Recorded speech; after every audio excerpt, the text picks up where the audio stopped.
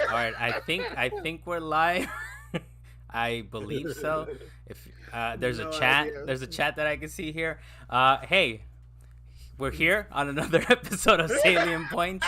This one's number 100, the one where we go live, I hope, because it could potentially be, one of those lost episodes. But I am Carlos Macias, the host of this here fine program. Dalen Kirkwood. Dalen, you're already rubbing your eyes, man. You didn't watch The Last of Us. You barely just jumped on. You just No, watched your dog, I'm assuming, so you're very no, tired looking. well, yesterday I had to go to sleep early because I knew I had a doctor's appointment this morning, and it was an eye appointment, so they dilated my eyes. So for the first couple hours of this day, I could not read a thing.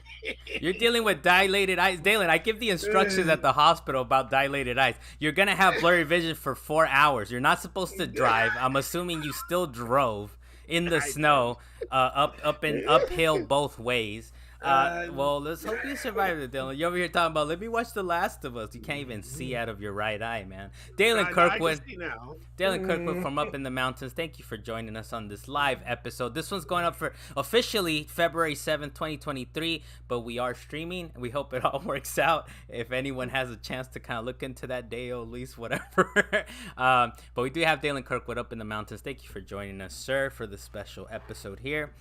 We also have Deo Blas, who is the king of Mid-Bay. Thank you for joining us, sir. Hey, congratulations on today's epic number that you've reached with the podcast. Well, to us, to you, to the show, you guys help me out here on the podcast. I really appreciate it. I know it gets really wacky. We never start on time. We were supposed to start this, I think, at what did I say, 4:15, 4:30? As you can see, it's about 5:45, but we're here.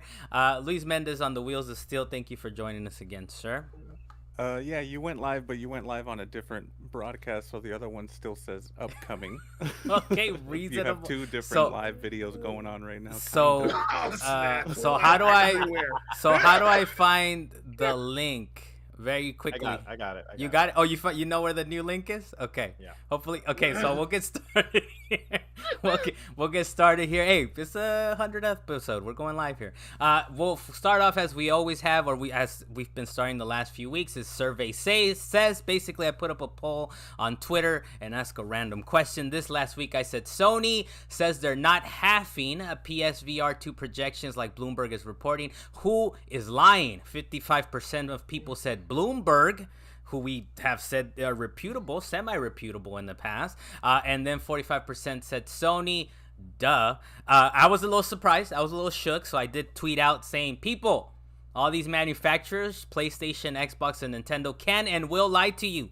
Believe in the Jason Schreiers and Steven Totillas of the world, which Jas Rignall, which I appreciate, he responded, I believe. Perhaps, but journalists also don't always get it right. And also Michael Pachter, another analyst who I respect a little bit. He said this article should be titled "Bloomberg lowers its PSVR 2 estimate." So we don't know who to believe out here.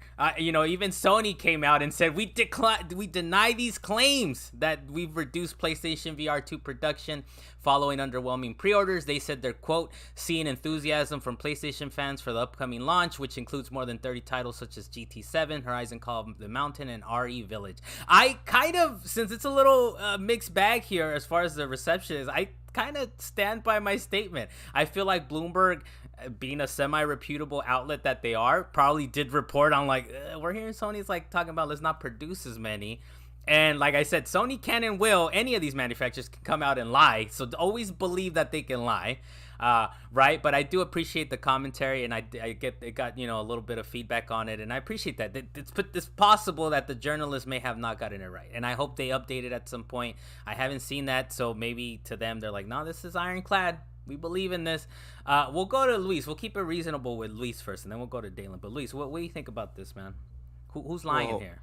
I don't know that anyone is necessarily quote unquote lying. I Bloomberg or whoever else did that. They got this information from somewhere, whether or not it was old information, new information, or something that they kind of just in that crazy wall with thumbtacks and threads connected some sort of theory. That they reported on something that they thought might be true. Like when we let Deo cook out here, right? When we let Deo cook on his conspiracies. And Sony, when a company comes out and actually says something about shoots a story down, I'm prone to True. believe them versus a True. company like Nintendo that just stays quiet for anything. So I don't know. Either one could be lying and or telling the truth to some respects, but Yeah. whatever. I don't really care too much if they are lying anyway. Yeah. Like whatever, Yeah, So- true.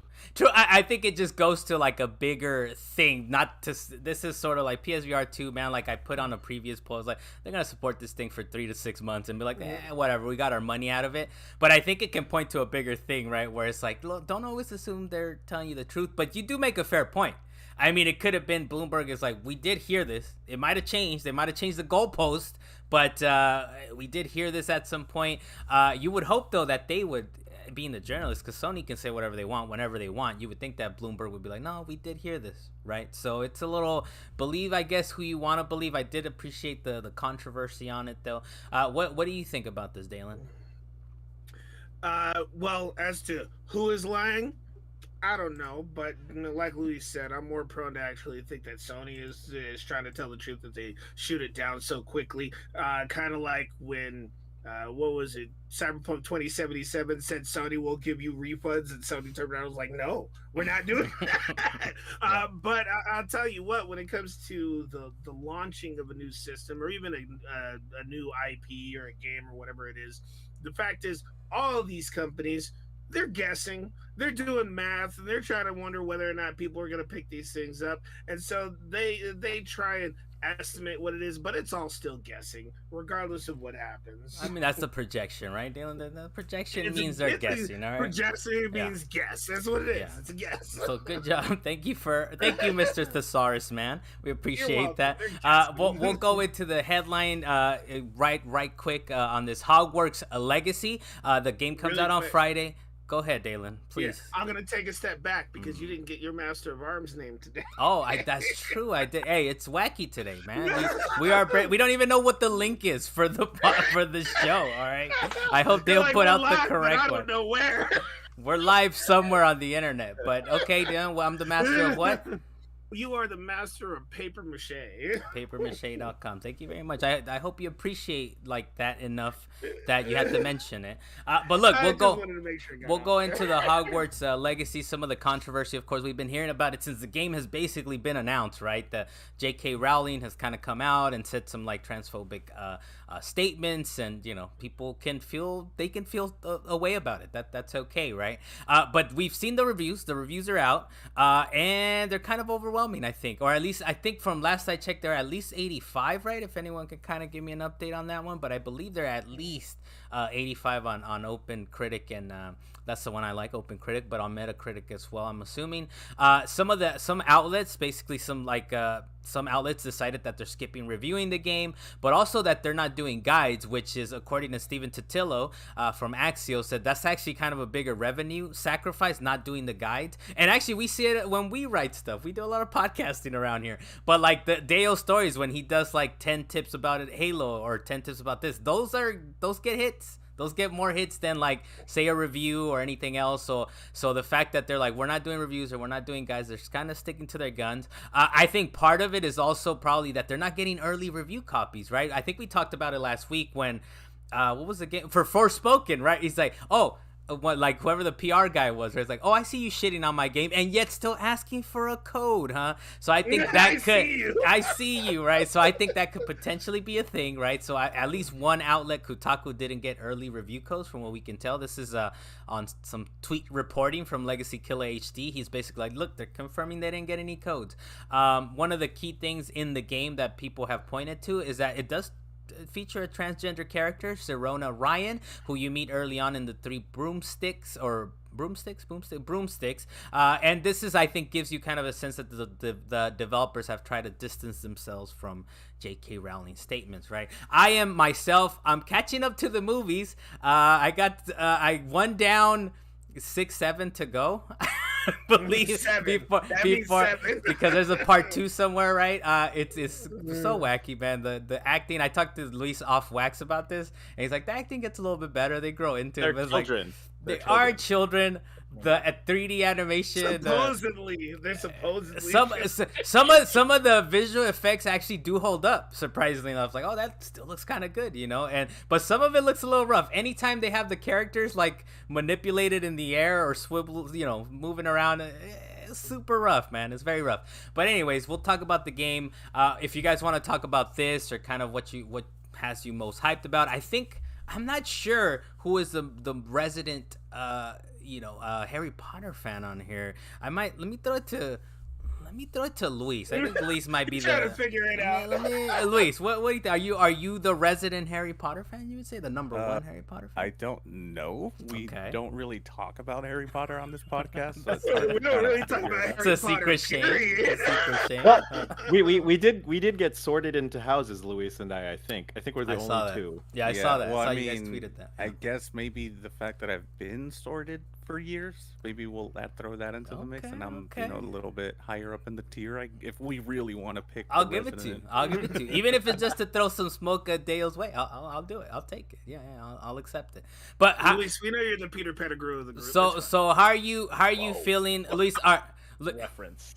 Luis, do you feel like the reviews are coming out? Not that you necessarily read them or care about them, right? But the fact that the reviews are pretty good, I mean, it's an indication that some of these outlets haven't received codes as well, right? But the reviews are pretty high up there, right? There's good reviews. What do you think about the reviews or your hype on the game or whatever you want to start us off on?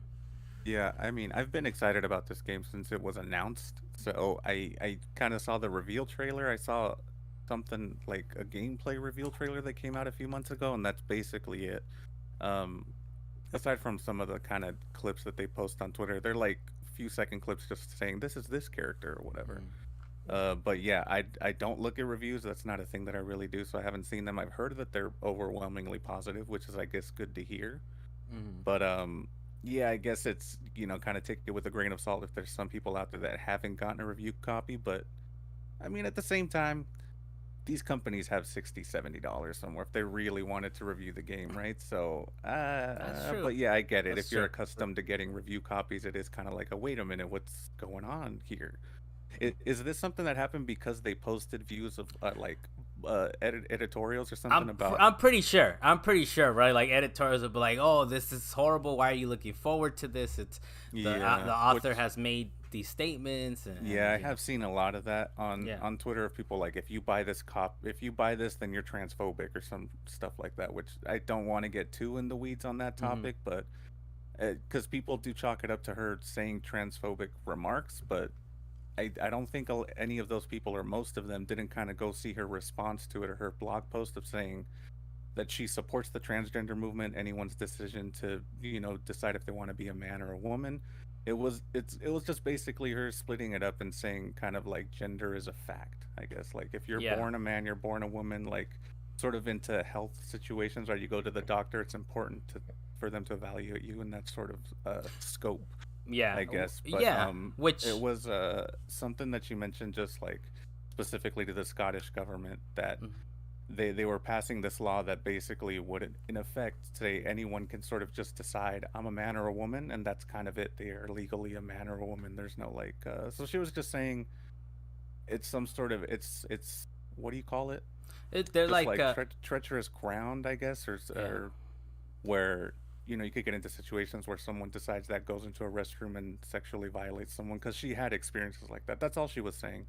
Yeah, like, which you can take that, like, say you only hear the sound bites, you don't hear the whole thing, the whole context of it, and you could still be like, you know what, because of that, even the sound bites that I heard, and I don't want to encourage that, or I don't want to patronage that or whatever. But this kind of goes into like other things. I don't know if we've mentioned it on Wax, but it's kind of like Michael Jackson, and how do you view that, right? It's like he made amazing music, but he also did some questionable things, right? I don't know if necessarily you even put it up to like what J.K. Rowling has done based on your explanation of it. I don't know if it reaches that kind of height of it, right? But everyone kind of has a right to just kind of judge it. If that's going to affect your experience of the game and you're like, I don't want to support that, then you don't. Yeah. Otherwise, you're if like, you know what? If someone doesn't want to, then go for it, right? That's your decision to not support the game or to support the game. I'm not going to judge anyone's decision decision Are either you, way. as far as you're concerned, though, you're grabbing it day one, that early access copy? I What guess that's doing? all up to Target. They're pretty bad about day one deliveries. So, Okay, They reasonable. but are, I though. have pre-ordered it. Yes. We'll go to Dale. I don't know if you kind of want to follow up a little bit on what Luis was saying, Dale, or just kind of, what's how you feeling about the game? Are you grabbing it? You getting it in a couple days, or what's going on? Yes. When I come back from where I'm going, I will definitely get it. I have to because my wife is a huge Harry Potter fan, and she's taught me all the things I need to know, or at least coached me through it.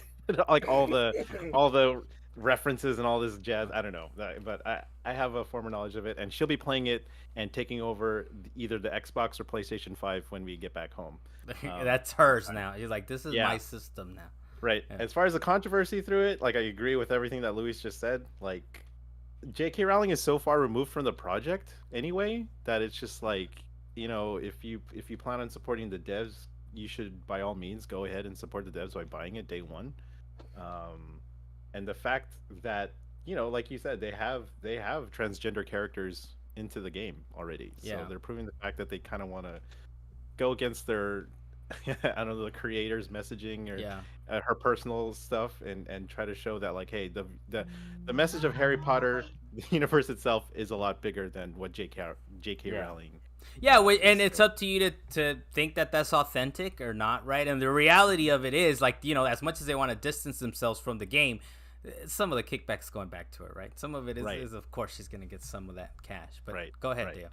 Right. And I have spoken on this podcast many times about my reservations with the game because it looked kind of rough, and I was really worried that since this developer is kind of small and they've only done like really small like Disney titles, that Yeah. they, having an action RPG of this size and this caliber is gonna be like a really tough sell for a lot of us that are just like, your track record isn't that reliable, but like, we'll give you a shot. So I'm glad that they're hitting the really good Metacritic scores that they've been hitting, and the sales have been supporting that. So Yeah. it's gonna be pretty big for them. Dalen, what do you think, man? As far as the controversy, your hype level for the game, or how you feeling? You're the one that's the least Harry Potter. Well, I guess you are a fan of high fantasy, which we talked about it off wax. You should have been there for this nonsense, Dale. He said, "What? I won't ask. I won't ask Dalen. I'll ask Luis because I think Luis will remember it better. But high fantasy is what, Luis? Like based on how many like races are in a story or something? Or how many dragons that's are? kind of what Dalen had mentioned, that because there's not necessarily different types of, even though there are. I mean, right? There's dwarves, there's orcs, Yeah. there's trolls, there's whatever. So I don't know. It could be high fantasy. It could not. I don't know if it's Yeah. gonna deter or make people buy the game either way. So I'm definitely like out on high fantasy, especially like the Skyrim type of stuff. Even Harry Potter's kind of like, this is a little weird. It's a little, whatever. But I'll watch it. I'm gonna finish watching it 7 times. But I will say I'm the least fan of the high fantasies or fantasies. Dalen, I guess, is third on the podcast, right? But you being the third least fan, I guess, of Harry Potter, Dalen. What do you think? When it comes to Harry Potter, no, I don't delve into Harry Potter like that. That is true. And when it comes to high fantasy, the fact is that there's the level of fantasy. Period. You get, as long as you have things that literally don't exist in your script, book, movie, whatever the hell it is. As long as you have things that don't normally exist, like got multiple races or monsters or like that, it's more than likely going to be listed as fantasy. The more depth you put into it, the more fantasy it becomes, and at some point it becomes high fantasy. Especially when you got dragons talking about history that it's not placed on Earth, it's on some other planet. We could go into this. That's a whole deep thing. Dalen, I look. I did this to myself. I'll be honest though, Dalen. I'll let you off the hook. Then I did this because you were definitely like waiting till I finished my sentence before you were like. But Right, so Harry Potter, back to Dalen. the topic itself. Yeah. being for the Harry Potter game, quite honestly, I accidentally blacked out myself on this game. Like, I saw one cinematic trailer when the game was first announced, and after that, I saw nothing else. And every time a cinematic trailer came up, because I watch YouTube and those little trailers keep popping up, I skip them as soon as I can because I'm just trying to watch whatever I'm watching. But every time people are like, "Hey man, this game's coming out. Have you tried it? Have you done the beta?" I'm like, "No, I haven't done any of that. I haven't seen any gameplay footage. I have absolutely no idea what this game is actually like." You guys are talking about how you yourself through houses. Is it an MMO? I don't even know. Okay, that's cool. But are you planning on playing it or not? Or you're just like your interest level is just that low? With the amount of interest that you guys have, it is making me interested to want to try it with you guys. Okay. That's what that is. Right. As for the controversy of J.K. Rowling potentially impacting the game itself, I very much agree with both Dale and Luis. The fact is that everybody is entitled to their opinions, but again, if you don't like the game or if you don't want to support the game, just don't support the game. You can always walk away. Don't spend your money on something you don't like or something that you don't support. However, when it comes to J.K. Rowling herself, the fact is that if you write about something, write what you know. If she doesn't know about transgender apparently people, she knows about high fantasy.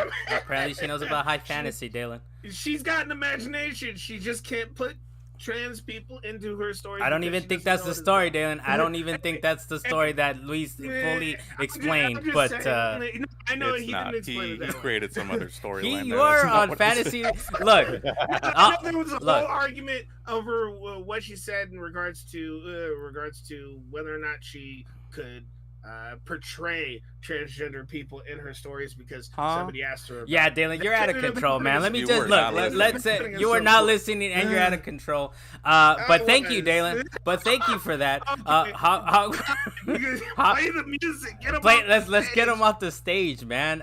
But yes, look, Hogwarts Legacy is out this week. I'm gonna gamefly it, so I'll have some thoughts on it. One of the interesting mental gymnastics that I saw on Twitter though was, and that's not to.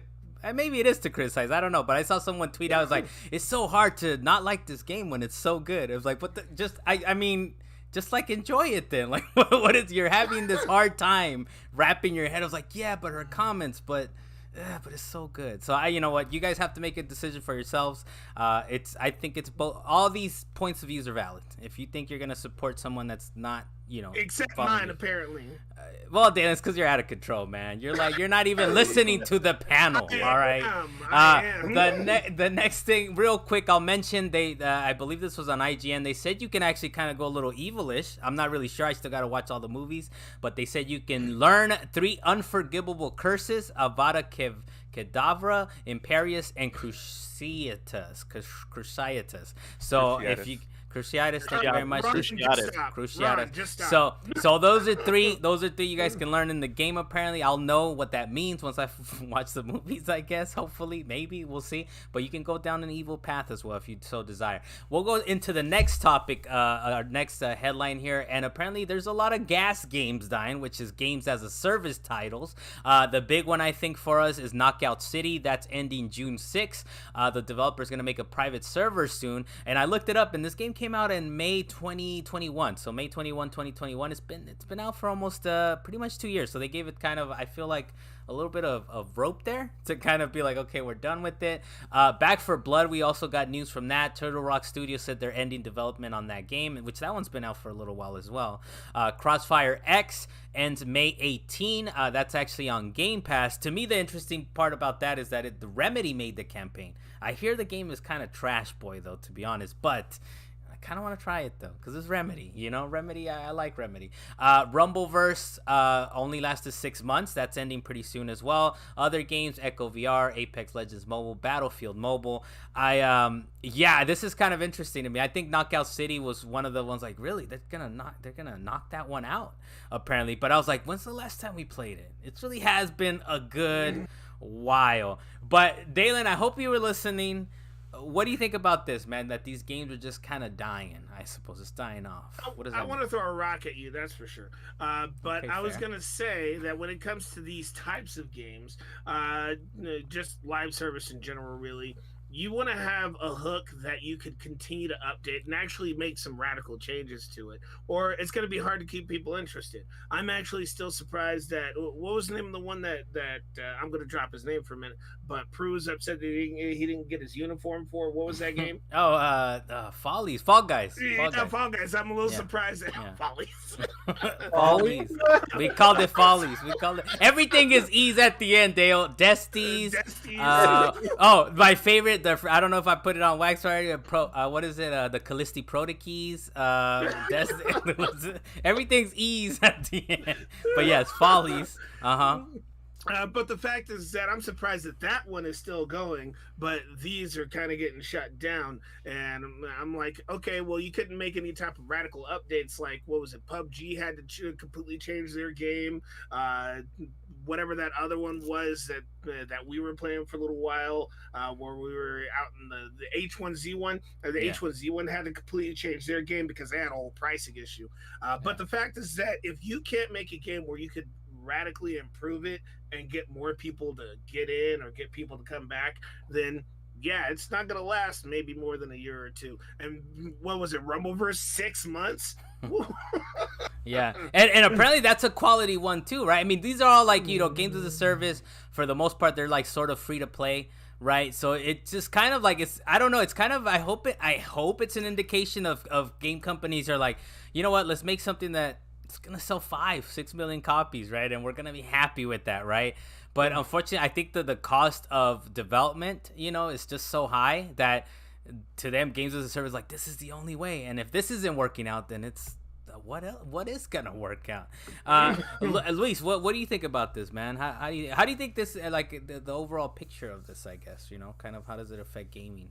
If that's your thought, or I don't know if it'll. Well, the only way I see it affecting gaming is if developers sort of learn from whatever these games did or didn't do and adapt like that. Like what Fall Guys actually did very early after release, they started seeing declining player base numbers and they made some drastic changes to their gameplay to get people to come back.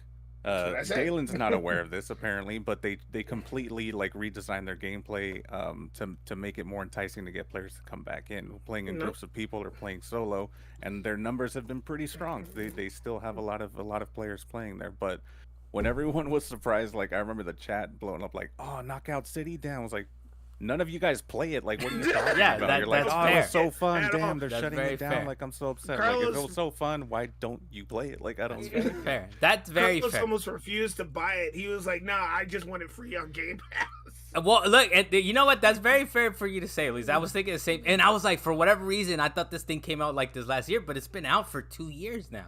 So at some point, some of these games, like, just they reach the end of the line, right? But I think it's still kind of cool that they're gonna have a private server for it, right? A version of it, so it still sort of lives on. I don't know why there's like not a P2P version like Xbox 360 and Xbox has done forever, right? It's like, here you guys go, enjoy these no server ass games. Someone pick a good host. Dale, you did raise your hand. Thank you for raising your hand in front of the class. Because I did say no on the rundown that I didn't want to comment about anything. But as you guys were talking about this, I was thinking, I was like, there wasn't a narrative about like how these games as a service titles came out, because I feel like over the last 2 years during the pandy, like it's just been like they've been really popular, right? Only because they wanted to bank on a lot of people staying at home playing video games. Kind of like how when like apps first came on like the iPhone or whatever like that, there's this gold rush of like everyone trying to make as many apps as possible to try to get like, money or, for microtransactions like Flappy Bird and all those kinds of things. So maybe they're just saying like, oh, now we can't support it because you're right. Like it's expensive to support these titles with like servers and everything in the current gaming climate, as opposed to like just having it language there in some sort of like app server somewhere.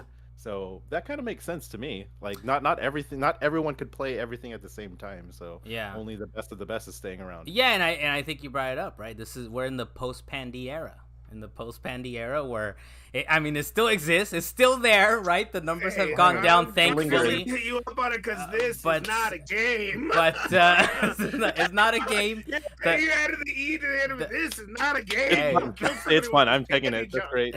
But it's definitely, yes, I think, and we've been hearing about layoffs left and right and stuff like that, and I think maybe this is also part of it too, right? It's like, like you were saying, Dale, we can't just have these just dying out there on the vine, and we don't know what else to do. It's dodgeball. The fuck Literally, else do you want from us? Tens of thousands of apps on your iPhone or Android die all the time. This should be the kind of expectation when it comes to like these kinds of I think games it's just a matter of like it came at us like quick, left like the games like in the last week or so, last weekend, right? Like shutting down. We're not working on it. Shutting down. So, but hey, enjoy your GaaS titles as they live. And at some point they might die, so just be ready for that. We'll go into quick takes real quick. This one might be just. Dalen has his hand up. Oh, go ahead, Dale. My bad. Okay, thank you, Dale. Okay, we're moving on. No. Go ahead, Dale, and we'll let you have the last word here. I was thinking the one thing that they could have did with Knockout if they wanted to actually keep it going is they could have went the route of Overwatch and just created specific types of characters to each have their own method of playing dodgeball. You got one who's really good at defense, one who's really good at speed, one who's really good at attack. But everybody was the same, and you just had. I think they did do that though. From what I remember, they were all slightly a little different. One was heavier. One was no. You sure? Okay. Nah. But then you got stuff like Rocket League. Rocket League essentially is everyone has the same. Rocket League car. Is soccer. You have and it's amazing. Rules, and it's amazing. Yes. And on top of that, they actually do give you different modes that you can play every so often. Yeah. And like their shit is expensive, so everybody's like everything's exclusive. Yeah, so I mean they could have looked at something like Rocket League where basically you kind of have it's all based on your skill, right? The cars each have different shapes and stuff like that, but other than that it's like it's skill based, right? They just needed to look at something like that, I guess. But it's dodgeball, man. How much can you play dodgeball? Yeah, well, how much can you play soccer with cars? The problem is there's no other game that has soccer with cars. Dude. I think I've said it on wax, but Rocket League is like the perfect game, dude. It's up there with like Tetris, man. Tetris. I don't care if this sounds blasphemous to people, but the two perfect games are Tetris and Planet Puzzle League's pretty damn good too. But Tetris and Rocket League, man, those are like the two perfect games, all right? But in Planet Puzzle League, fuck, that game's good. But anyways, we'll go on to the next and quick takes on this. This one might just be for me, or maybe I can kind of coax Dalen to say something here. But the Final Fantasy VII Remake director, Yoshinori Kitase, did say that changes were necessary to keep people's interest for the game. He said, quote, "The result of the changes is that for Part 2 and Part 3, we are able to give fans the excitement of wondering which parts will be 100% faithful to the original and where the new elements will be added." As you know, Dalen, for me, I've only really played so much of Final Fantasy VII, but I think for you, is that part of it? I would think it's part of it, right? It's part of the like, okay, what do they change? What don't they change, right? And I know like for the remake, it's kind of in a way, it's kind of a sequel, sort of, kind of. The changes. Well, yes, I will say something just for the sake of saying it. Okay, but when it came to the idea that they were splitting a 3-disc game that was all one game launched all at the same time because they could fit it into a little case, and releasing it as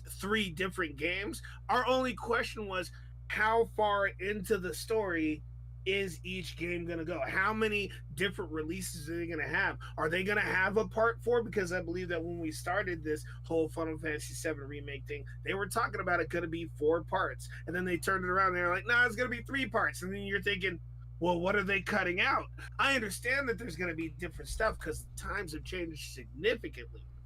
But how much of the story are they gonna be able to cover in that period of time? They stretched out Midgar into one whole game. That took way too long.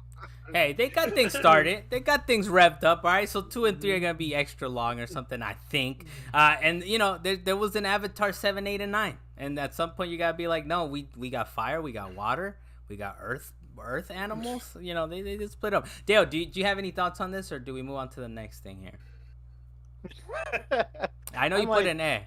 I know you put an A. I don't know. Like I'm trying to catch up on the news for what happened, but like I don't know. They could go a totally different route because like I probably played the same amount of Final Fantasy VII that you did, Carlos.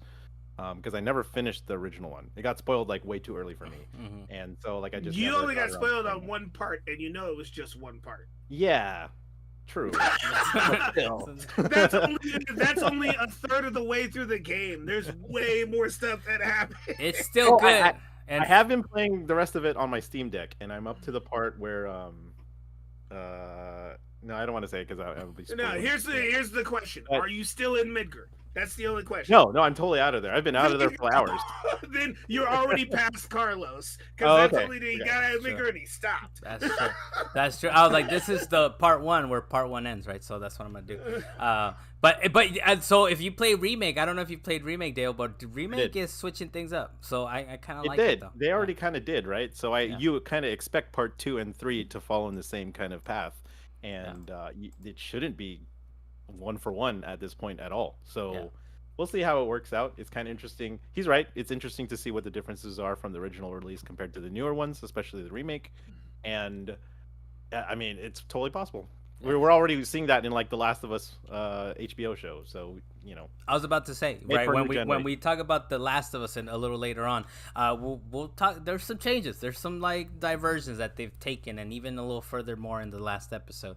The next thing we have on here is there is the first Grammy for video game music. I was excited for it because like, oh cool, that's interesting. What kind of award did they win? And then I was like, oh no, they just made one for video games. It's called Best Score Soundtrack for Video Games. I was like, I thought it would have won, like I would have been more excited, right? Like, oh, it won like a legit, just a general soundtrack, but now they made up an award for it.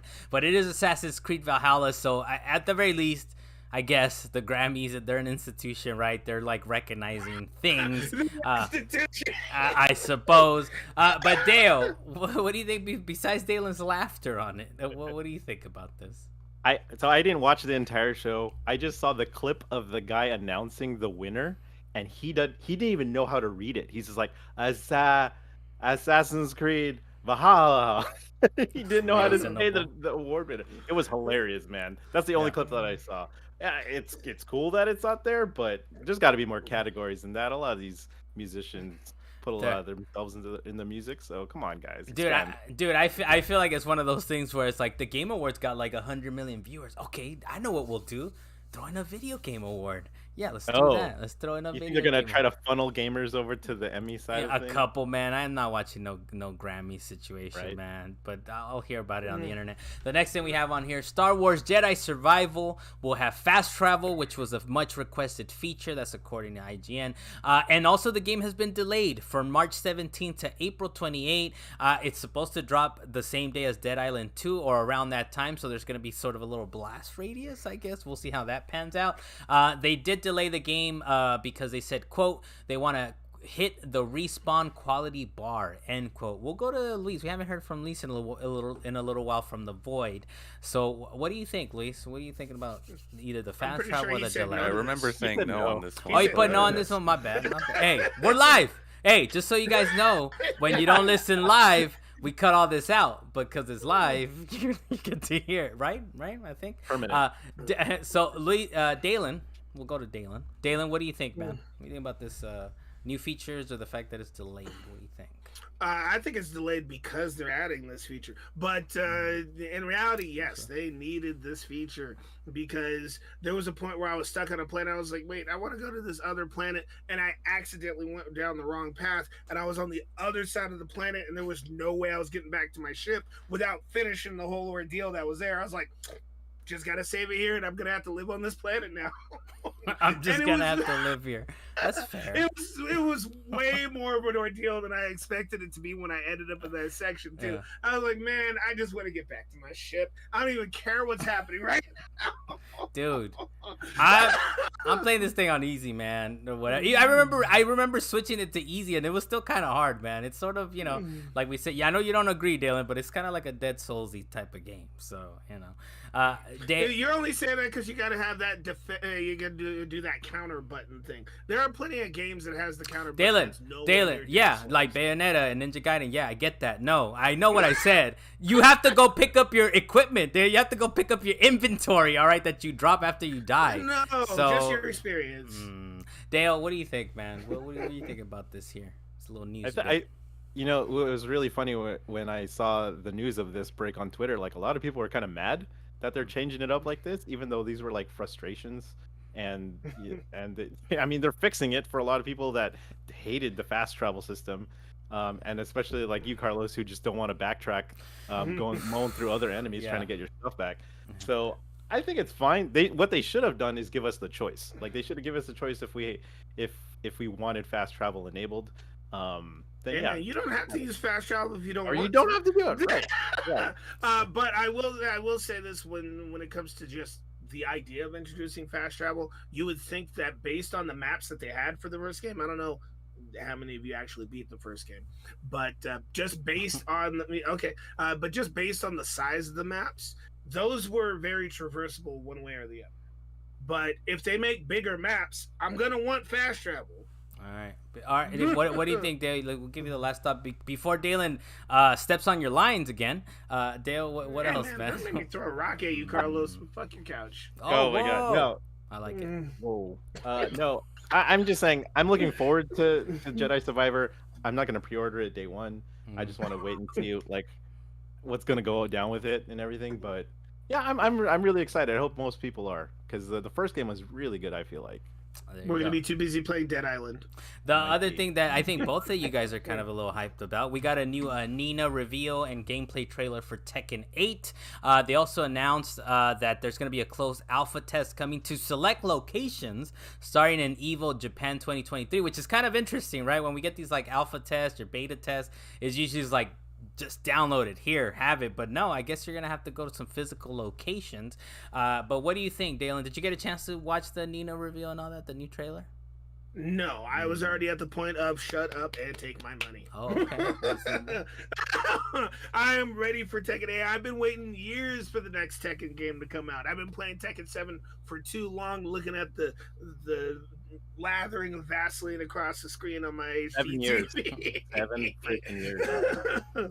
So we need a new Tekken, regardless of, well, I'm not going to say regardless of its quality, but I know by now that they will have much better quality than what I have in Tekken 7. Stop releasing characters.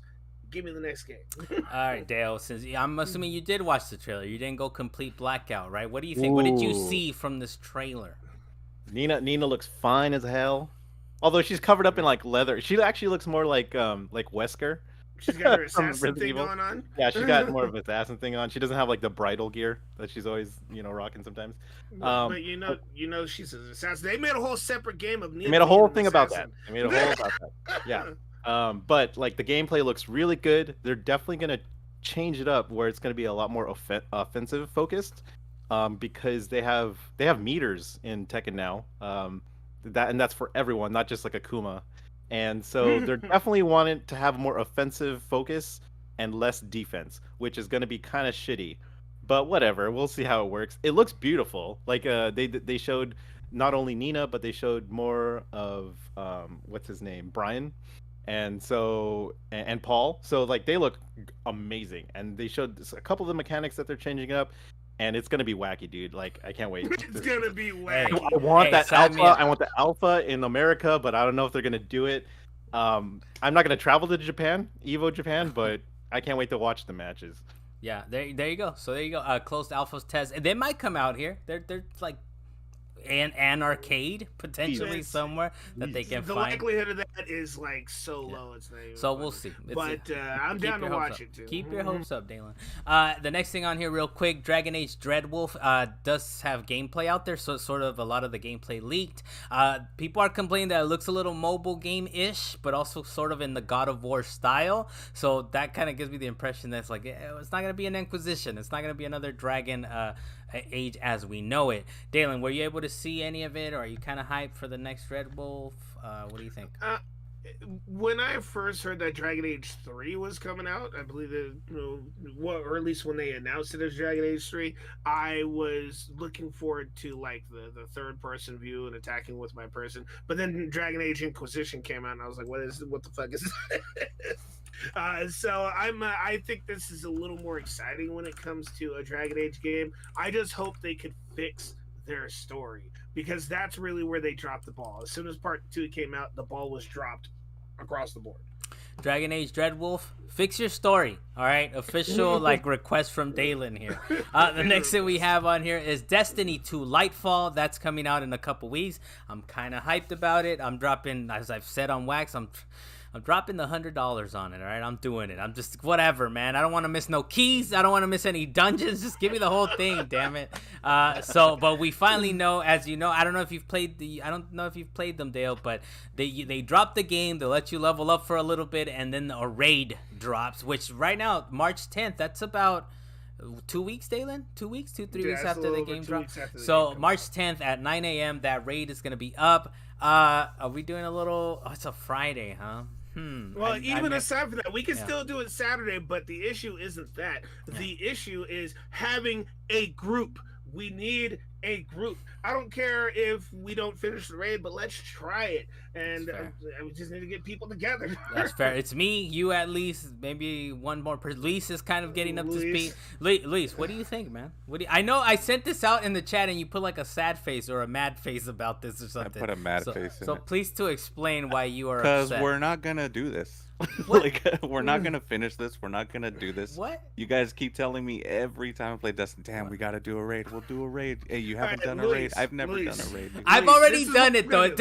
Look, Dalen has no excuse because he's like, I'll run you through everything. I've never said I'll run you through everything because I've already done. No, a lot you of this said stuff, you would join us on the raid. Okay, yes, you did, Carlos. Okay, just gotta find the time then. Shit. Hey, I can tell you right now, if you guys want to run raids until that point comes up, I'm down to just do LFG. You just gotta deal with randos. That's true. And if we're only picking up 3 other people, it could be doable. When it drops, we'll have us 3, Jeremy, and I'm sure Brian will hop on. So yeah, Brian's got to catch up.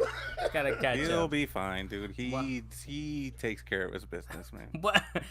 Lace, what else, man? Pile it on, man. Pile it on. How else are we disappointing you? How else are we disappointing you in Destiny? Oh no, that's it. Just the raids. Right. Just the raids. I'm gonna mind my own business and do some quest lines when this drops, and you guys can play whenever you want. That's it. Really quick, I want to put it on. I just wanted to put it on Wax for everybody who's listening. Beyond Light is free for the PlayStation Essential this month, so if you haven't gotten it, pick it up. There you go. Next thing we have on here, Game Informer. It did drop 13 minutes of Chapter 5 gameplay for Resident Evil 4 Remake. That's out there. I'm on blackout, so I'm like not looking at anything. I know that people online were complaining about the rain. Do you know anything about the rain day or anything like that people were upset? What's that before we go into whatever other thoughts you have, I guess? What's up with this rain situation that people are upset during the gameplay, it's like around the church area and around the village area. And so when you have Leon enter and exit like a covered room or something like that, like it kind of just stays with you and it's kind of blank, and then all of a sudden like the raindrop like just smattering all across the screen. It looks like it to the point where it looks fake. So they need to tone it down a little bit, honestly. Oh, you mean like they pput like the rain on the camera for Leon and it's just over the screen or something like that? Yeah, a little bit, but it looks like it's pouring, but weird. Like it just looks. It's like little white streaks. Instead of like kind of clear, so it looks like it looks like a filter. That's what it looks like. It's going on. It's gonna be out of control, man. That's gonna lose like 2 points off of my review score right there, dude. If the rain isn't right, but from anything else, the rain's gonna be right. With water graphics, water graphics matter, man. The water graphics matter so much that when I go watch a movie or something, a live action movie, I'm like, what's up with those water graphics? There's pretty good water graphics going on in this live action film. But what else have you seen? I guess, did you watch this whole clip? Did you watch the 13-minute thing, Dale? I'm skimming through it right now. Dalen, I didn't say Dalen. I said Dale, man. You watch whatever you're watching in silence, please. Dale, what? Come on, man. Dale, from what you see. I browsed through it. I watched the entire thing. And yeah, it looks like Resident Evil 4, just like really prettied up. And the action looks a lot more intense this time because you have a lot more options in your combat wheel. And then also you get to see the trader guy, the Australian guy, who says like, "What are you buying?" He's still in the thing, so he's there. So they're definitely not going to change. And what from what the developer was saying, they're not going to change too much of RE4, their formula with RE4, as opposed to some of the other ones where they kind of like rearranged a lot of things. So they're gonna be, it's their tried and true bread and butter remake that they've. How many versions of RE4 are there? You know, they're not gonna screw this one up. Yeah. And yeah, it looks solid. It's coming out pretty soon, right? It's coming out. I don't want to tell you more because you are. Yeah. I'm on blackout. Yeah, I'm on blackout. You're on blackout right now. Even though we played this game already. Go ahead, Dalen. Before we move on. I only have the one question. Do you still have to find those blue coins? They're still there. They are definitely still there. Yes. What are you buying indeed? The next thing we have on here, It Takes Two sells 10 million copies. This is a quote from Hazelight Games. They said, "Our minds are officially blown. Hashtag It Takes Two has sold over 10 million copies. Potentially twice as many players have enjoyed our game. We never dared to dream of so many fans. Thank you for all the love." I know this was our game of the year, 2021. We got Com's game of the year, and we are still talking about this game. Dalen, when do we stop talking about It Takes Two, man? I'm happy that they sold 10 million copies, but hey man, It Takes Two it was just too good. I don't need to stop talking about it until they come out with the next game that he announced and we're all waiting for. And also remember fuck the Oscars, right? Dale, what do you think? What do you think about them saying 10 million are out there? Well deserved, man. Like we've named it Game of the Year for our outlet, so I'm not surprised. At the same time, like we should be spreading more of the gaming goodness and telling everyone just keep playing this thing. I want this thing to be huge, at least to make a sequel of some kind. Yeah.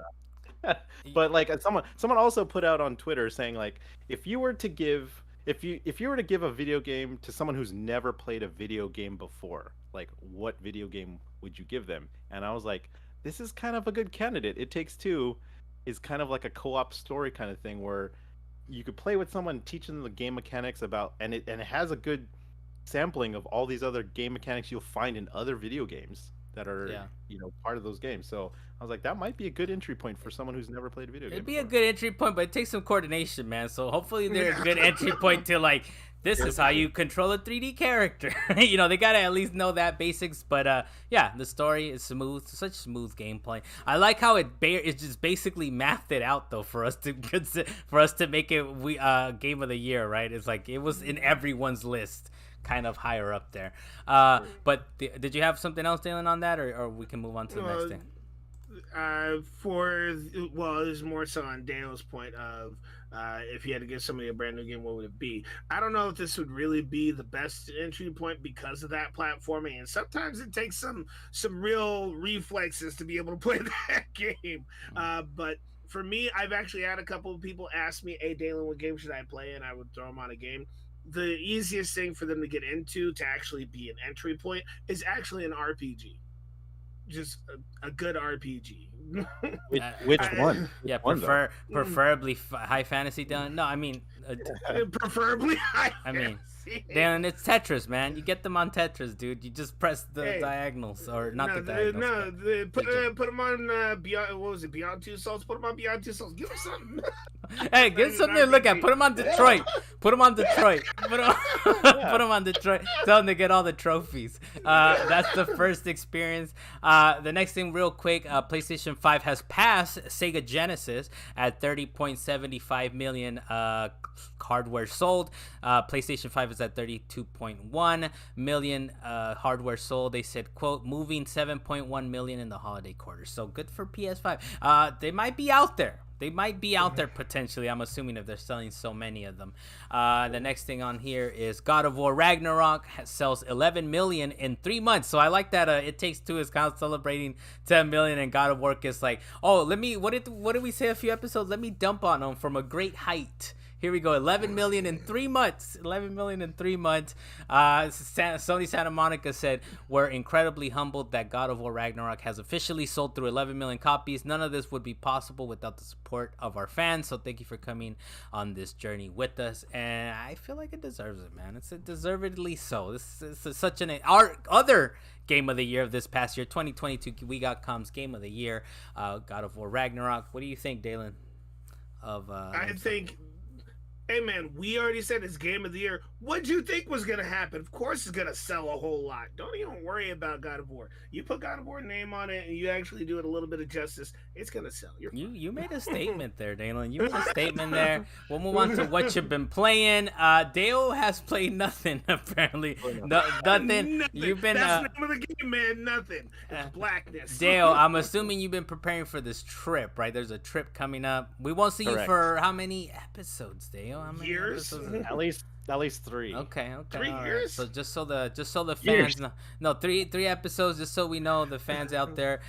We're gonna miss Dale, but you might be sending some dispatches from the void, right? Some transmissions, I guess, from wherever you're at, potentially, or no? I will. I mean, I will. Yes, I will try to have Wi-Fi access as much as possible. Okay. Definitely.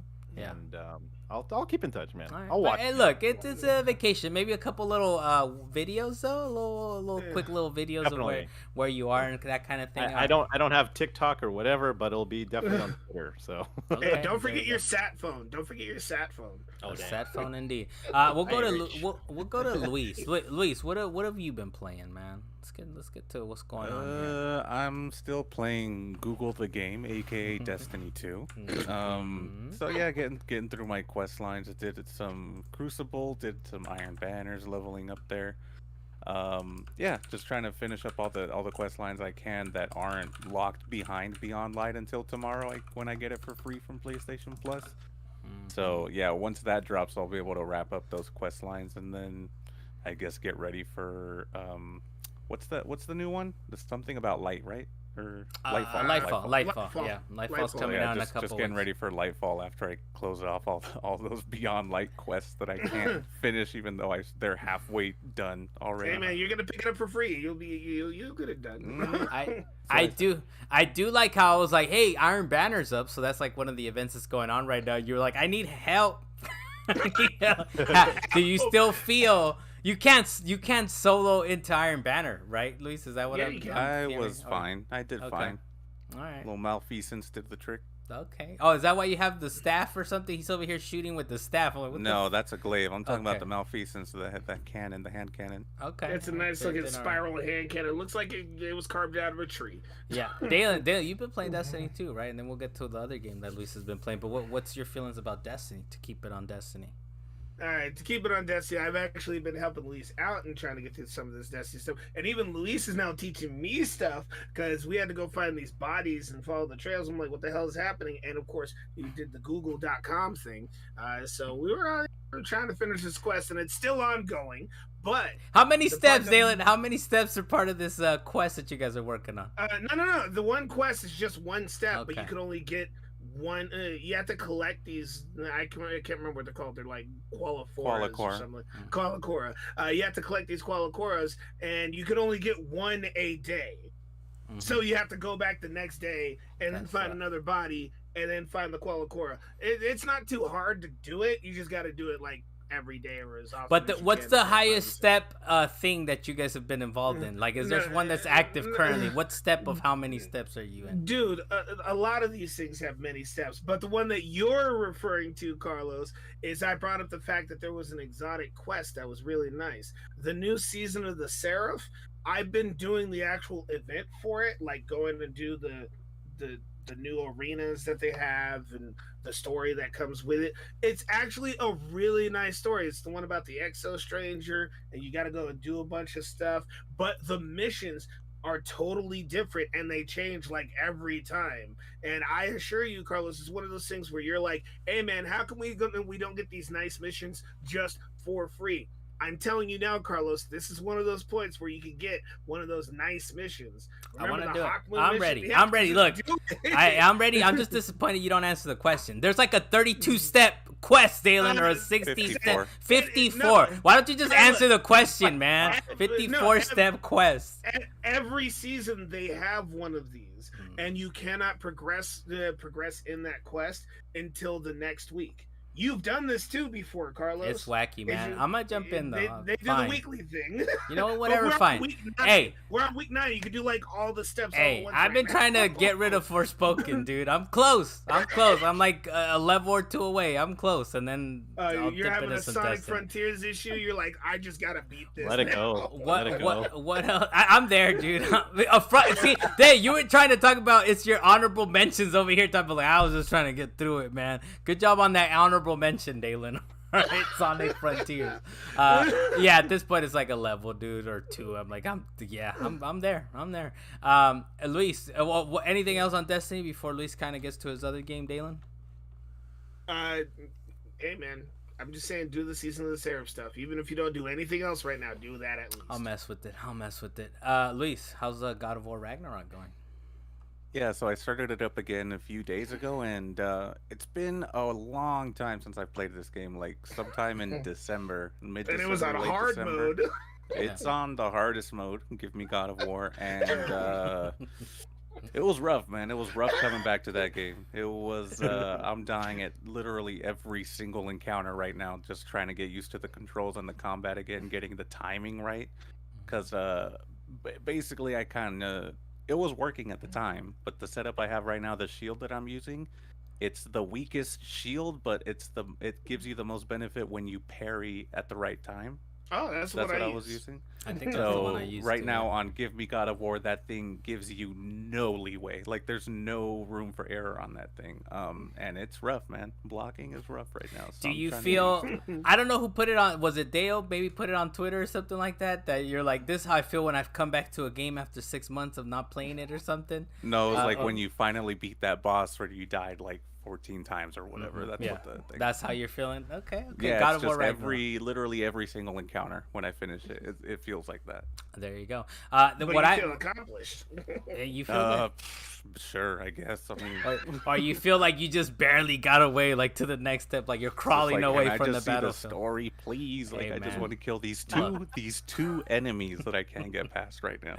Dude, even on normal, there was a couple levels where I remember like, this is rough. I need to figure out what I need to do. So I can't even imagine putting it on the hardest difficulty. Not everybody has finished this game, right? I mean, I'm still playing. I've gotten pretty deep into it at this point, but I have not finished it. Dale's going on a field trip across the world to avoid playing this game, so he's definitely not playing God of War Ragnarok. I'm sure he'll play it at some point. The next thing, of course, what I've been playing, I'm still playing Splatoon 2, the Octo expansion. I'm having a lot of fun with it. It's sort of it's kind of a mix of a bunch of different levels. There's one level that I was playing, it was like Super Monkey Ball, so that was kind of cool. There's another one that you're playing like billiards, so I think they definitely kind of got a little crazy with the level expansions on this. I like it. One of the cool things in it is that they have like fake chat rooms, which is kind of cool. Like they'll be like, this person entered the chat, and there's like, you're so old, man. He's like, what do I need to click? The stuff that we do in our chat is like, oh, this people doesn't know how to use the chat or whatever. So I see there's a bunch of cool little jokes when you go into the chat that's worth going into. But my favorite thing so far, and Dale mentioned this last week as far as like how we kind of like stuff around here, but the music in it is kind of amazing, dude. I'm impressed with the music in Splatoon 2 Octo expansion. I make sure to have the AirPods on. By the way, underrated, those little AirPod functionality on the Switch that they finally like toggled the Switch on to use Bluetooth headphones is kind of incredible. They sound so super nice. But yeah, and I did mention, as I mentioned before, is I'm still playing Forspoken. I'm pretty much almost to the end. I have like a level left, and I do agree with a lot of what people were saying, that it takes forever to get good things. Like one of the moves that I kind of use now forever after I got it was like I got it like halfway through, so there's like 12 chapters. I think I got it a melee attack I barely got like at level like 6 or whatever, chapter 6, and I'm like, this is ridiculous, man. I should have been having this melee attack since the very beginning. Otherwise you have like a range attack, but I mean, you know how much I love my fantasy, Dalen. right? You know how much I love my fantasy and my ranged attacks. So you know I was having fun for 4 or 5 fucking chapters with ranged attacks. As soon as I played the demo, I warned you that it was very magic heavy based, and that you would be very, very frustrated with it. And I'm sure you are the whole way through. That's what I'm saying. I finally got a melee weapon that I can slash away at people, and then it's doable. It's still wacky. I don't know. I think I'm liking the story a little bit more. Maybe I think I'm kind of seeing what people are saying about the story. It's very woke-ish, which is fine. But I don't know. I kind of like it. I kind of like the direction it's going in. But other than that, it's like the gameplay's the gameplay, dude. It's just, how do you get a melee weapon halfway through the game? That shit's just ridiculous, man. They're literally saying, enjoy these ranged attacks. You're barely fucking doing anything, but that's fine. Halfway through, you'll get your melee weapon. That's it. Melee magic. That's it for me, man. I think I'm sending this thing back. I'm trying to send it back. I'm going to lie to Gamefly and tell them I sent it earlier. But I should be getting the Hogwarts Legacy game soon enough this week when I send back Forspoken. Dalen, what have you been playing before we kind of get into our little bonus post-podcast material here? The last thing I actually had been playing was, at some point, Jeremy Lowe, who was on this podcast previously, he brought up the fact that he was not too happy with Chris Tales. He said it was something that he wasn't too sure about. It threw him off for the way the gameplay was, and he didn't like the fighting mechanics. I was like, you know what, let me try it myself, because I was excited for it when I first saw it, because it looked beautiful in the trailers, and it actually didn't disappoint me. It is an RPG, which is something Jeremy Lowe can do, but the past, present, and future thing very much threw me off. They very much detailed the hell out of this game. It's like running through Foster's House of Imaginary Friends or whatever, but it's still a really good RPG. So I don't know where his brain went while he was playing this game, but it's fine, man. It's a good game. It's good, man. I'm definitely going to play through it. All right, there you go. Hey, well, that's been a podcast. We did it live. I don't know if we're live or not. I don't know if the link is working. Maybe at some point we can figure out. We're still up. We're fine. Yeah, we're doing it live, I suppose. And yeah, we don't do too much editing, so people are going to be like, what the fuck? The live one and the other one is the same. It's like, yeah, we kind of slap it together, but it's fine. But look, I'm Carlos Macias, the master of what you say, Dalen? The master of paper mache. Paper mache. Thank you very much, Dalen Coco from up in the mountains. Thank you for joining us. You're not sticking around for this episode of The Last of Us, huh? No, I'll stick around for it. I'm still gonna watch it regardless, but I'll talk with you about it. All right, Dan. There's gonna be some spoilers. We're going full spoiler mode. Okay. Yeah, all right. Hey, Dalen. Okay. Hey, he's like, we're live. We're doing it. Dale Blas, the King of Mid Bay. Thank you for joining us, sir. You're going to be going on a trip. For those who don't stick around for the post show here, we'll see him in a few weeks. We'll see him in a couple weeks. Have a good trip. And Luis Mendez from The Void, thank you for joining us as well, sir. He's definitely he's pointed. Oh no, we broke Luis. We broke Luis potentially. I was just waiting for you to close the show. Okay, all right, fair, very fair. Luis Mendez on the wheels of steel. And we'll go right into it. This is the post material for the Salient Points. This is we're gonna talk about The Last of Us episode 4 on this mini scene tint. I believe it's episode 3. You would think I would line up that. 4. This is episode 4. No, this is episode 3 of the minis of scene tint. Of the scene tint minis. It's wacky. I was about to say. I like how it's off like that. Wait, haven't we done an episode for every episode? Carlos we have. Is right. Don't think about it too much, Dalen. I like how Lisa's like, damn it, shit, my symptoms are acting up from The Void. Damn it, can we get into this shit? Yeah, Carlos Macias, the master of puppetry, I think Dalen said. We got Dalen Kirkwood. You're the master of puppetry today. We got Dalen Kirkwood. We got Dale Blas as well, and then we got Luis Mendez from The Void. The funny thing about this episode is that Dalen hasn't seen episode 4, but we told him, hey, if you stick around, you're gonna have to listen to the spoilers. But we're gonna start it off like this. Dale put a tweet out. He put HBO's The Last of Us. I'm assuming you break down the 4 episodes, right, Dale? They're very generalized. Okay, yes. So HBO's The Last of Us, episode 1, it looks like a happy face. The little kid is happy. Episode 2, happy, but not open mouth happy. Episode 3, it's got the heart, got the little heart eyes. If you guys seen the heart eye emoji, the love emojis. And then episode 4, you got the like straight faced emoji, like kind of like. So, Dale, what if you want to kind of keep it as smoky as possible, man? But were you potentially, quite possibly, disappointed with The Last of Us episode 4? Yes. Okay, tell us why, sir. Tell us why. Only because from a high of episode 3, it was just like super generic episode 4, and I understand that they had to get through it because this is a part of the game where you're traveling with Joel and Ellie to start heading over to Wyoming to go meet his brother, and so it's just like it's a car trip thing going on, and it's just like, okay, this is boring. The exposition was kind of boring and super generic. I don't know if you want to talk about the changes that they made. Well, look, I mean, if it's part of like why you're disappointed, I mean, one of the big ones I'm not want to disappointed in those changes. I'm just saying that like, that's part of the discussion we should talk about. Yeah, I mean, one of the big things is, of course, instead of going to like Pittsburgh, they actually go to Kansas City in this episode, right? So that's kind of a big change. They introduced a couple characters. They introduced Perry and Kathleen which I thought they were from the game, but I'm like, wait, they're not from the game anywhere, and they're not, right? They're new characters.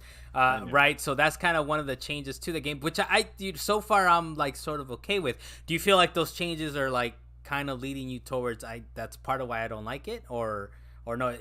No. Okay. No, because it's actually kind of exciting to me. Like, oh, like where are they gonna go? It's a total mystery to me how they were gonna do it. I was disappointed with like in the game when they get to Pittsburgh, they go through like this like traffic block because it's basically a human trap, right? And it was kind of Kansas City, right? Kansas City, right? Well, in the game it's Pittsburgh. Yeah, but in the game, yes.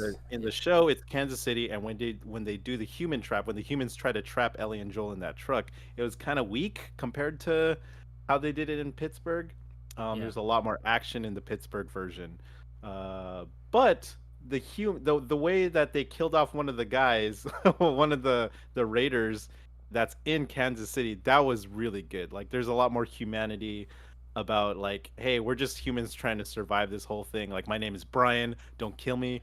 Yeah, that was a cool scene how that played out. Like, I just want to go home. Like, this wasn't like, I'm not trying to murder you just because like it's personal. You know what? Like, it's kind of, we did bring in the real world last week. We kind of brought it down a little bit at the end of the episode last week, right? But it's hearing, and the stuff that kind of came out of Memphis, not to try to tie it too much into it because that's its own like unfortunate thing, right? But hearing the guy in the show go, mom, it's like, that's right. But what do you do, right? As far as like the episode, what do you do, right? Like that was the script, that was the scene, and it was, I don't know, it was a little more powerful, the fact that he was like, mom.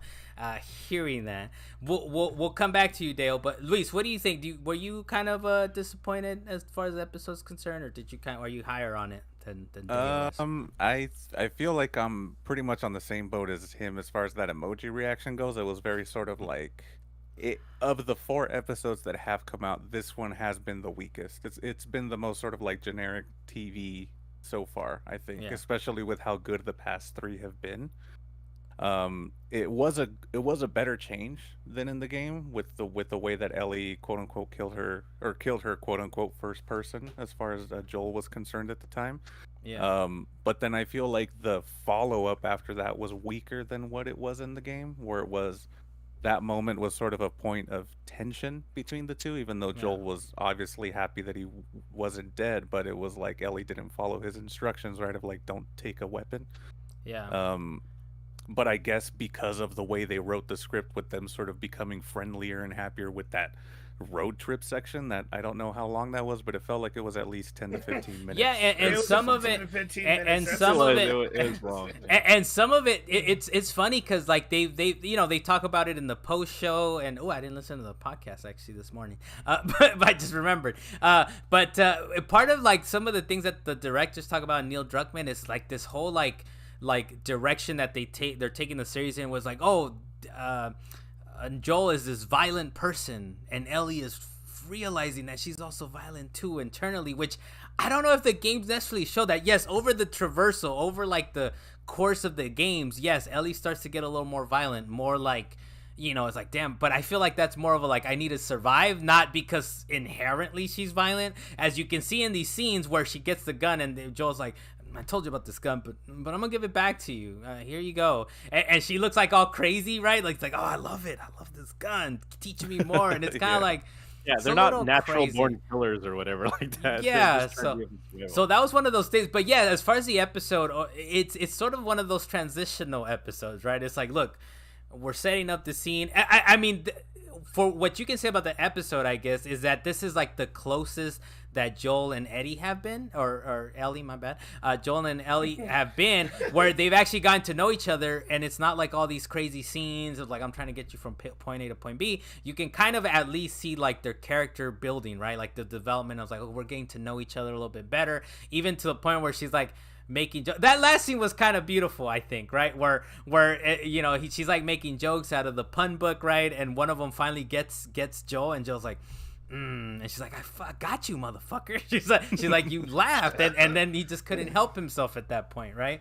But it's definitely a transitional episode. It's one of those where like they're setting up for what's next, right? So in that sense, I think it's a functional episode over like, like the last episode was a beautiful episode put together, and it's like a complete story. And any kind of episode was gonna be a downtrend or whatever you want to call it, right? It wasn't gonna be as good as episode 3, right? But so what do you? Maybe we could talk about that, dude. What do you think about the introduction of Perry and Kathleen? Mostly Kathleen, right?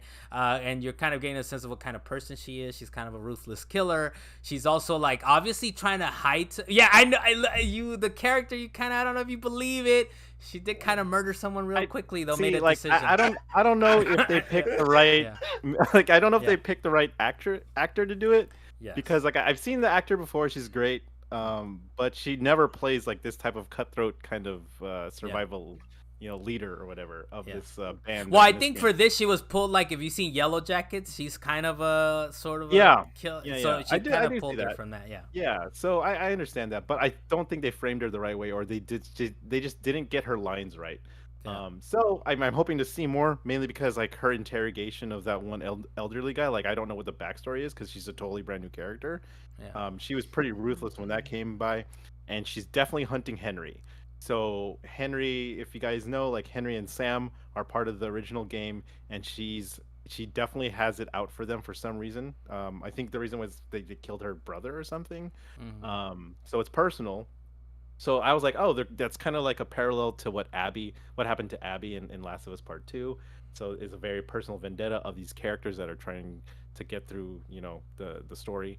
And so I was like, oh, that's pretty interesting. Another interesting thing about Perry, the bearded guy, the white bearded guy, he's the voice of Tommy. He plays Tommy. Yeah, he plays Tommy. He's Tommy in the games, right? So I didn't know that. And that totally blanked on me until I was like, where have I heard this guy before? I swear I did, and I didn't realize it until someone posted it on Twitter, and that's where I read it. I was like, whoa, oh shoot, it is that guy. Yeah. So Luis, what do you make of these new characters, man? I know. So we did talk about her. I said ruthless killer. I appreciate the pause, Dale. I appreciate that. I was like, is she though? And so I appreciate that. I think she still has to prove herself that she is that character.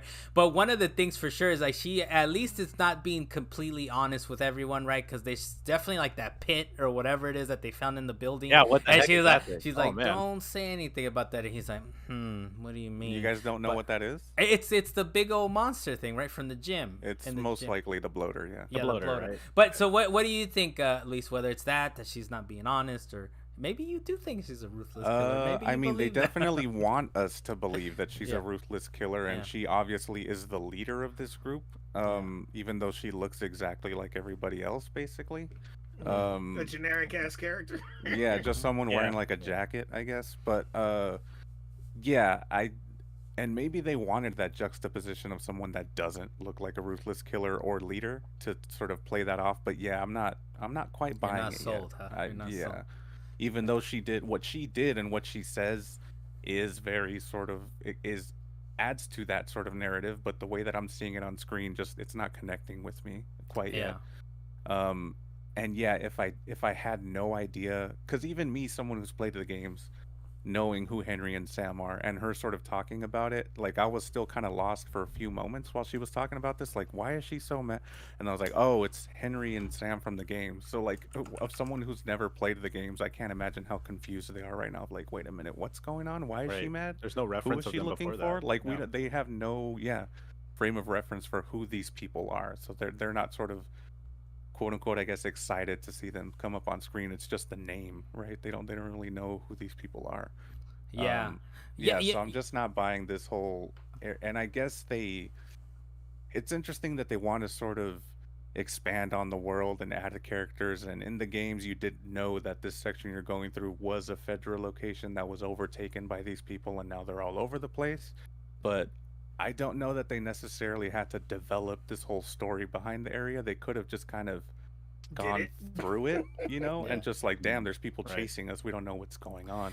Yeah. So Like they did in the game, because they spent a lot of time on this episode and we're like halfway through the series. So I'm just kind of worried that they're gonna start rushing things a little bit towards the end. That's my only concern right now. But yeah, that's one of the things right now that is kind of like, let's hope that we're not seeing the sort of threads of like, oh, it's getting worse. It's not gonna be as good, like that's kind of one of the things, right? But I don't know. I feel like maybe we can kind of chalk it up to, it's like I said, it's like a transitional episode where it's like, okay, we're getting to the next part, we're getting to the next section, right? But even so, even the little details, I think I've mentioned it before, but I still, one of the things I really want to quickly mention here is that it still kind of trips me up to see like actual brands, right? Like there's the Sara Lee brand, there's like the FedEx trucks that they drive by, there's all these little details that for whatever reason, I was like, oh Jeez, shit. Don't forget Arby's, bro. Oh, the Arby's. Oh, that's right. There's the Arby's. I did point that out while I was watching it with my child. But there's an Arby's. So like, look, there's an Arby's. They probably have the mac and cheese right there. But it's definitely one of those things where it grounds the show a little bit more to actually have legitimate brands in it. But we'll see. We'll see what happens on it. Look, we do have someone in the chat. PS Rewind. Thank you for joining us. He says Lightfall Hype. If you have a question, we're about to wrap up here this is on the post credits here, PS Rewind. But if you have a quick question, maybe we could get to it before we end the stream here. But other than that, man, I think we do have a couple of news as far as The Last of Us is concerned. Episode 4 did premiere to 7.5 million viewers, so that's the highest Which was audience an ratings yet. increase. It keeps increasing, man. It keeps increasing. So I think it's one of those things like, this thing is blowing up. HBO, I'm sure, is super happy about it. There's no wonder that they renewed it for a new season. Also, remember that episode 5 will premiere Friday instead of Sunday, and I'm sure they're trying to avoid that Super Bowl blast radius. So they're kind of like, all right, let's have it up on Friday when everyone's gathered. They could talk about it on Sunday. But I don't know. Any kind of final thoughts? Dale, we'll go with you first, man. Anything? Are you kind of hyped about? Do you like how they ended it? I guess because they basically ended it with the two kids with the guns pointed in the face, right? Should we spoil that? Can we spoil that right now? It's all spoilers. It's all spoilers. Right? Damn. All right, I'm gonna remove my headphones for this. You agreed to this, Dalen. You agreed to this, Dalen. But go ahead, but Dale. That seems like a heavy spoiler right there. Well, okay. Well, so Ellie and Joel wake up basically, and you definitely see Henry and Sam. Yeah. And so they're holding up Ellie and Joel, and that's it. That it cuts right out of that. But I'm like super hyped because like those two characters are really big in the story, especially in the games. Especially when like the whole series has been trying to teach Joel, like he's like, hey, you have to like love again. Like you can't just be like this soulless monster that just goes through life with like no point. You lost Tess, you lost some other friends. Like now it's time to find a new purpose, and the purpose eventually is going to be Ellie. And hopefully what he learns in the game is that he learns that like the same instances you're going to see it paralleled with Henry and Sam. And so what happens to them is unfortunate, and he better learn from something like that. And I'm hyped to see that because there's a whole part of the game where like, man, they go through some shit, and I want to see that.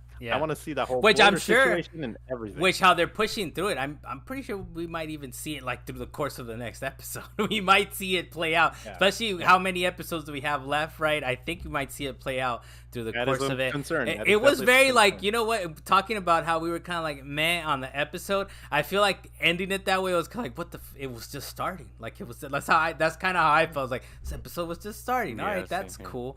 Oh, Luis, but before I head Go out, ahead, I go. just want to say shout out to in chat the Sly Crow. Thanks for Okay. joining us, man. Oh, He's there you from another chat off of Discord, so thanks for joining us. Oh, man. nice. Thank you very much. Luis, what do you? Any final thoughts, man? What are you thinking here? Yeah, I think I felt similar to how you felt, where I saw them on screen, like, oh, okay, now we're getting started. Oh wait, we're not getting started. The episode is over. Yeah, I feel like they could have maybe. Disappointment was that.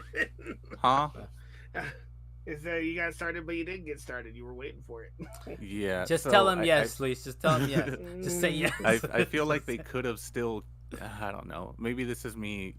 I should let go a little bit more. But I feel like they This is could've- when you can speak on it. This is when you can No, I speak just on mean it. as far as expectations for the show, because obviously there's huge deviations going on, but they still keep the same sort of core thread of the game. I feel like they could have still, in this instance, kept that same sort of introduction to Henry and Sam, and it would have had the same result if they wanted to cut the episode off there. Yeah. With maybe as they're going into the room, they're about, oh, we're going to sleep here. And then they get sort of similar to the game. You crawl through the window, Henry starts sort of beating you up, and Joel starts beating Henry that's up. true. And then cut to Sam holding the gun. And then that's the end of the episode, right? They could have still sort of achieved that and kept Yeah. the same core of the game. But I don't want to get. It's not like it ruined it for me or anything. It was just the way the episode ended. I was like, And oh, this one took like some kind of logical missteps or weird kind of steps where he's like crunching up glass, and she's like, what are you doing that for? And he's like, so I can hear them. It's like, yeah, but your ear is bad or whatever. It's like, but they still got through. There was no crunching of the glass. That's fine.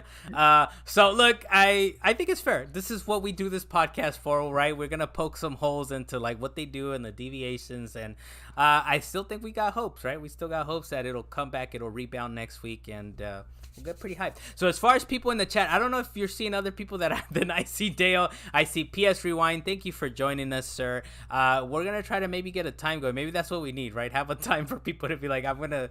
We gotta warn them. We gotta warn them. We just kind of went. Look, for episode 100, we kept we it gotta wacky. figure out where our stream went. Yes, That's we the need Yeah. to know what the correct link is. But for those of us who joined, again, PS Rewind, and who else was in the chat, Dale? A Sly Crow. Sly Crow. Thank you guys for joining us. Hopefully we didn't spoil it too much. You guys jumped in and you're like, what the hell? They're spoiling Last of Us right now. I haven't seen it yet. But look, I'm Carlos Macias, the master of puppetry. I think that's what Dalen said earlier. Paper mache. This is the Paper third time you've mache. said- Master of paper mache.